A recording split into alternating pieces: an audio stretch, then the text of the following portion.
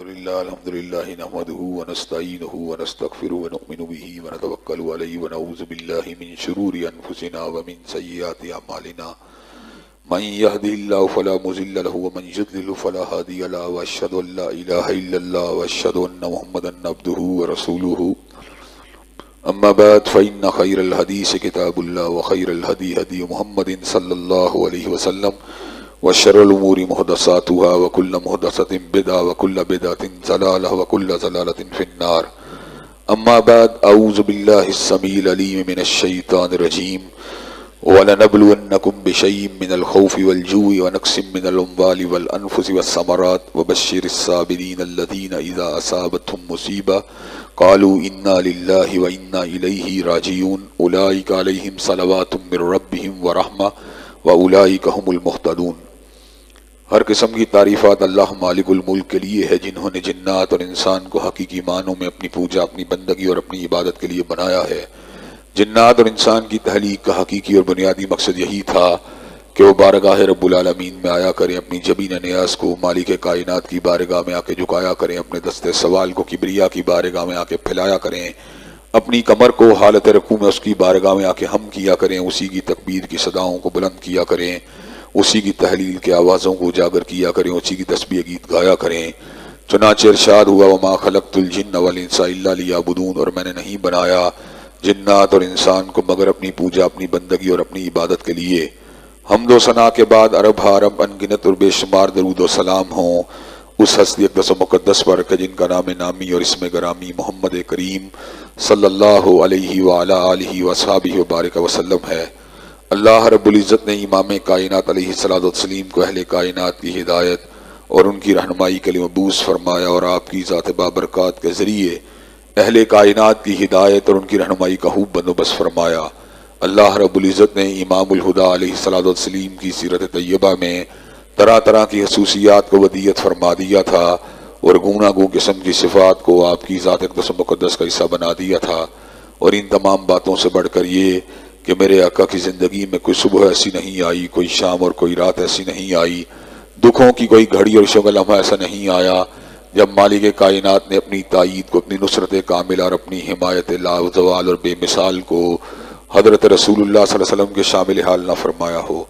اور ان تمام باتوں سے بڑھ کر یہ کہ عرش کے رب نے اپنی آخری کتاب حمید کو سید العرب والعجم، امام المتقین والابرار، حضرت اشرف الانبیاء والمرسلین، جناب خاتم النبیین کے قلب اطہر پہ نازل فرما دیا تھا۔ یہ کتاب حمید حکمت اور دانائی کے اسرار و رموز کے اوپر مشتمل اللہ تبارک و تعالیٰ کی طرف سے نازل ہونے والی ایک ایسی کتاب ہے جس میں رہتی دنیا تک کے جملہ مسائل کے حل کو اللہ تبارک و تعالیٰ نے سمو دیا ہے۔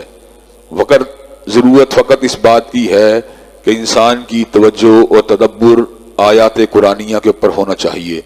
جو آپ اس کے اوپر تدبر کرتے رہتے ہیں، اسرار کے، رموز کے، حکمت کے، دانائی کے، نورانیت کے نئے سے نئے پرت کھلتے رہتے ہیں۔ اس کتاب کے اندر زندگی کے نشیب و فراز کا مقابلہ کرنا اور ان کے اسباب کے حوالے سے پہچان اور شناسائی کے بھی جملہ لوازمات موجود ہیں۔ حضرات گرامی قدر بات تو سیدنا صدیق اکبر سے شروع ہوئی تھی، لیکن درمیان کے اندر مسلسل ایسے موضوعات آتے رہے جن کی وجہ سے آپ کی توجہات کو اس سمت مبذول کروانے کی ضرورت پیش آتی رہی۔ آج پھر ہم ایک ایسی سچویشن سے دوچار ہیں جن کے بارے میں ماہر ارضیات اور طبیعیات کے ماہر اپنے اپنے انداز کے اندر مختلف طرح کی باتوں کو لوگوں کے سامنے رکھ کر ان کے تدارک کی کوشش کرتے ہیں۔ دنیا جب سے بنی ہے قدرتی آفات کی زد میں ہے، یہاں پر سیلاب بھی آتے ہیں، زلزلے بھی آتے ہیں، اس زمین کے اوپر آتش فشاں کے دھانے بھی موجود ہیں، اور وقفے وقفے سے مختلف علاقوں کے اندر یہ زلزلے، یہ طوفان، یہ سیلاب انسانوں کے اوپر حملہ آور ہوتے رہتے ہیں اور ہزاروں کی تعداد میں انسان موت کے گھاٹ اتر جاتے ہیں۔ یہ مہمہ حل کرنے کے لیے مختلف علوم و فنون کے ماہرین اپنے اپنے تجربے کو، علم کو اور مشاہدے کو لوگوں کے سامنے رکھتے ہیں۔ ارضیات کے ماہرین نے جب بھی بات کی ہے اس حوالے سے کی ہے کہ زمین کے اوپر بعض فالٹ لائنز ایسی ہیں، بعض پلیٹیں ایسی ہیں جن کے اندر تحرک ہونے کی وجہ سے زمین کے اوپر زلزلے آتے ہیں۔ لیکن کیوں آتے ہیں اور کیوں نہیں آتے اور کب آتے ہیں کب نہیں آتے، اس کے بارے میں ماہرین ارضیات جو جواب دیتے ہیں یقیناً اس جواب کے اندر تشنگی موجود ہے۔ اس کا صحیح معقول اور مدلل ترین جواب جو ہے وہ اللہ تبارک و تعالیٰ کے فضل و کرم سے دینیات کے ماہرین کے پاس کتاب اللہ اور سنت رسول اللہ صلی اللہ علیہ وسلم کی روشنی کے اندر موجود ہے۔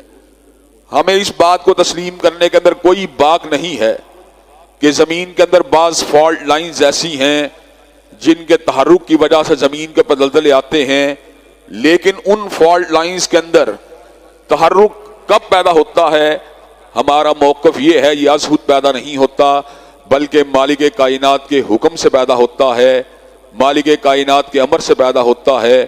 وما تسقط من ورقۃ الا یعلمها، زمین کے اوپر کوئی پتا بھی اگر گرتا ہے تو مالک کائنات کے اذن کے ساتھ گرتا ہے، اس کے حکم کے ساتھ گرتا ہے۔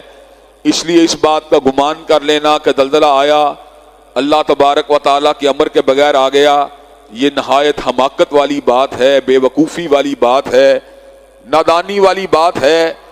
بہت سے ماہرین ارضیات علماء کو، اہل دین کو مولوی کہہ کے، ملا کہہ کے ان کی تضحیق کرتے ہیں کہ مولوی اور ملا ابھی تک پرانے اور تقیانوسی خیالات کے اندر مبتلا ہے۔ وہ اس بات کو سمجھنے سے قاصر ہے کہ زمین کے اوپر آنے والی آفات کے اصل اسباب کیا ہیں۔ زمین کے اوپر ایک بندہ جا رہا تھا، اس کو پیچھے سے آگے گاڑی نے مارا، وہ زخمی ہو گیا، لیکن گاڑی اس کو کیوں لگی؟ ماہرین ارضیات یا طبیعیات کے ماہرین یا ٹریفک کے قوانین کے ماہرین یہ بات کہیں گے گاڑی اوور سپیڈ تھی اس لیے اس کو بریک نہ لگ سکی اور اس نے جا کے انسان کو ہٹ کر دیا، لیکن میرا تصور کچھ اور ہے۔ میرا تصور یہ ہے یا تو یہ اللہ تبارک و تعالیٰ کی طرف سے انسان کے لیے آزمائش تھی، یا اس کے کسی گناہ کی سزا تھی، یا اس کے لیے تنبیہ تھی۔ ان تینوں صورتوں ہی کے اندر اللہ تبارک و تعالیٰ مختلف مشکلات کو انسانوں کے اوپر طاری فرماتے رہتے ہیں۔ چنانچہ اللہ تبارک و تعالیٰ اس بات کا اعلان فرماتے ہیں وَلَنَبْلُوَنَّكُمْ بِشَيْءٍ مِّنَ الْخَوْفِ وَالْجُوعِ وَنَقْصٍ مِّنَ الْأَمْوَالِ وَالْأَنفُسِ وَالثَّمَرَاتِ، کہ ہم البتہ تمہیں یقیناً آزمائیں گے، کچھ بھوک کے ذریعے، کچھ خوف کے ذریعے، کچھ مالوں اور جانوں کے نقصانات کے ذریعے، کچھ اللہ تبارک و تعالیٰ مختلف طرح کے اندیشوں اور وساوس کے ذریعے انسانوں کو آزمائیں گے۔ پھر کیا ہوگا؟ پھر وہ لوگ جو اس سارے کے سارے نقصان کے اوپر صبر کرنے کے بعد یہ بات کہیں گے انا للہ و انا الیہ راجعون، بے شک جو کچھ بھی ہوا اللہ کے حکم سے ہوا اور ہم نے اسی کی طرف پلٹ کے جانا ہے۔ تو اللہ تبارک و تعالیٰ ایسے لوگوں کے اوپر اپنی رحمتوں کا، اپنے درود کا نزول فرما دیں گے۔ حضرات گرامی قدر، کائنات کے اندر، اس زمین کے اندر آنے والی مخلوقات تین حصوں میں تقسیم ہیں۔ ایک اللہ کے برگزیدہ ہیں، چنیدہ ہیں، دوسرے مسلمان تو ہیں، مومن تو ہیں، لیکن برگزیدہ چنیدہ نہیں ہیں، گناہگار ہیں، نیکیاں بھی کرتے ہیں، گناہگار بھی کرتے ہیں۔ اور تیسرا طبقہ سراپا شر ہے، ٹوٹل شیطان کا پجاری ہے، شیطان کے پیچھے لگا ہوا ہے۔ مصیبتیں ان تینوں افراد کی زندگی میں مختلف وجوہات کی بنیاد پہ آتی ہیں۔ جب یہ برگزیدہ لوگوں کی زندگی میں آتی ہیں تو یہ اللہ تبارک و تعالیٰ کی طرف سے آزمائش ہوتی ہیں۔ جب یہ گناہگار لوگوں کی زندگی میں آتی ہیں تو ان کے گناہوں کی شامت ہوتی ہیں۔ ما اصابکم من مصیبہ فبما کسبت ایدیکم، جو بھی مصیبت تمہیں آ رہی ہے یہ تمہارے اپنے ہاتھوں کی کمائی ہے۔ ظہر الفساد فی البر والبحر بما کسبت ایدی الناس، خشکیوں اور تریوں کے اندر فساد ظاہر ہو گیا، اس وجہ سے انسانوں کی بدعمالیوں کی وجہ سے۔ سونامی کیا تھا؟ یہ سمندر کے اندر فساد تھا۔ زلزلہ کیا ہے؟ یہ زمین کے اندر فساد ہے۔ ظہر الفساد فی البر والبحر بما کسبت ایدی الناس، خشکیوں اور تریوں کے اندر انسانوں کی بدعمالیوں نے فساد کو ظاہر کر دیا۔ حضرات گرامی قدر، جو پہلی طرح کی مشکلات ہوتی ہیں ان کو دور کرنے کے لیے صبر و رضا کی ضرورت ہوتی ہے، ان کو دور کرنے کے لیے توکل علی اللہ کی ضرورت ہوتی ہے، ان کو دور کرنے کے لیے دعاؤں کی ضرورت ہوتی ہے۔ چنانچہ جب ابراہیم علیہ السلام کو جلتی ہوئی چتا میں پھینکا گیا، توکل کی تلوار کے ذریعے حسب